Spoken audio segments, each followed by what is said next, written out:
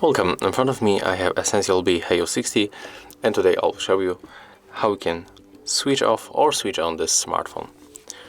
So at the first you have to click and hold power key. You can find it on the right edge under volume keys. So let's click and hold that key.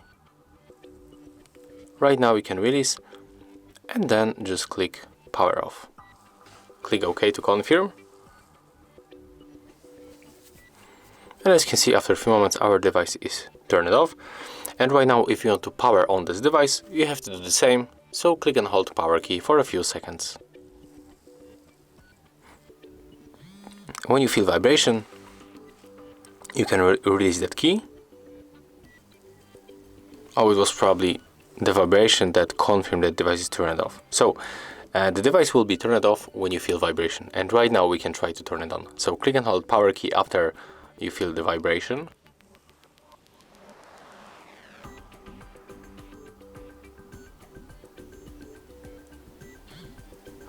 And when you feel vibration again and see EssentielB logo and Android logo, you can release that key.